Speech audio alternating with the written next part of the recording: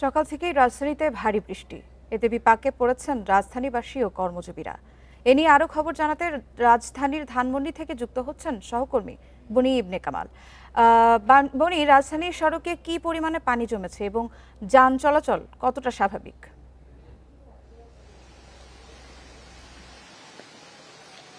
দেখুন, আমরা ধানমন্ডি ২৭ ঘুরে এই মুহূর্তে রয়েছি মানিক মিয়া অ্যাভিনিউ এবং আমরা মানিক মিয়া অ্যাভিনিউ কিন্তু দেখতে পাচ্ছি রাস্তার কিনারায়, অর্থাৎ ফুটপাত এবং রাস্তার যে সংযোগস্থল সেই জায়গাতে কিন্তু পানি জমছে এবং জলাবদ্ধতার যে বিষয়টি, অর্থাৎ গতকাল রাত থেকে যে বৃষ্টি হয়েছে তার যে প্রভাব সেটি কিন্তু আমরা দেখতেই পাচ্ছি। আমরা যদি একটু দেখানোর চেষ্টা করি, এখনো যেহেতু বৃষ্টি হচ্ছে আমরা কিন্তু দেখতেই পাচ্ছি যে বৃষ্টির প্রভাবে এখনো বিভিন্ন জায়গায় পানি জমছে এবং সেই যে জলাবদ্ধতা, সেটার যে নাগরিক ভোগান্তি, সেই ভোগান্তিও কিন্তু তৈরি হচ্ছে।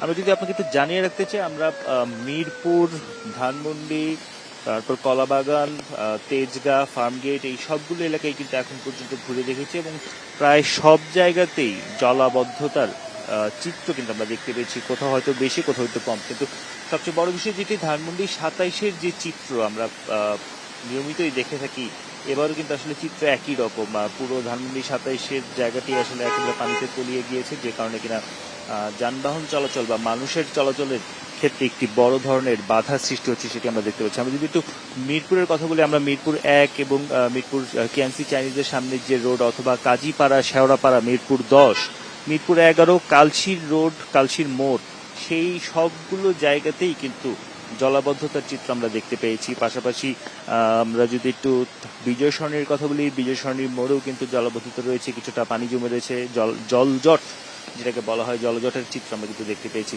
আমরা সাধারণ মানুষ, যেহেতু আজকে প্রথম কর্মদিবস সপ্তাহে, তাদের সঙ্গেও কথা বলার একটু চেষ্টা করছিলাম। তারাও কিন্তু বলছিলেন যে এই আকস্মিক বৃষ্টিতে পরিস্থিতি আসলে অনেকটাই বেগতিক হয়েছে এবং জলাবদ্ধতা এবং এই বৃষ্টির কারণে কিন্তু আমরা দেখতে পাচ্ছি যে কিছু কিছু জায়গায় তীব্র যানজটের দেখাও মিলেছে। অর্থাৎ সার্বিকভাবে বলা যায় যে জলাবদ্ধতার যে চিত্র, সেটার কারণে যে জনভোগান্তি, সেটি কিন্তু আসলে চরমে। আমরা আরেকটু জানিয়ে রাখতে চাই যে ঢাকা দক্ষিণ সিটি কর্পোরেশনের এলাকার যে জায়গাগুলো রয়েছে, সেসব জায়গাও কিন্তু জলাবদ্ধতা হয়েছে। শুধু উত্তর সিটি কর্পোরেশন এলাকাতেই নয়, দুই সিটি কর্পোরেশনেরই যে কুইক রেসপন্স টিম রয়েছে, তারা মাঠে রয়েছে। আমরা দু একটি জায়গায় কিন্তু তাদের যে কর্মযোগ্য, সেটি আমরা দেখতে পেয়েছি। অর্থাৎ সিটি কর্পোরেশনের পক্ষ থেকে জলাবদ্ধতা নিরসনের জন্য বা পানি নিষ্কাশনের যে চেষ্টা, সেই চেষ্টাটি করা হচ্ছে। তবে ভিন্ন চিত্র কিন্তু রয়েছে। কয়েকটি জায়গা আমরা এমনও দেখতে পেয়েছি যে ম্যানহোল দিয়ে বা ড্রেন দিয়ে পানি যাওয়ার কথা, সেখান দিয়ে উল্টো পানি ওভারফ্লো করছে, পানি বেরিয়ে আসছে। অর্থাৎ উঁচু এলাকা, উঁচু এবং নিচু রাস্তার যে সমন্বয়হীনতার জায়গাটি, সেই জায়গার যে ভোগান্তি, সেই চিত্রটি কিন্তু আমরা দেখতে পেয়েছি।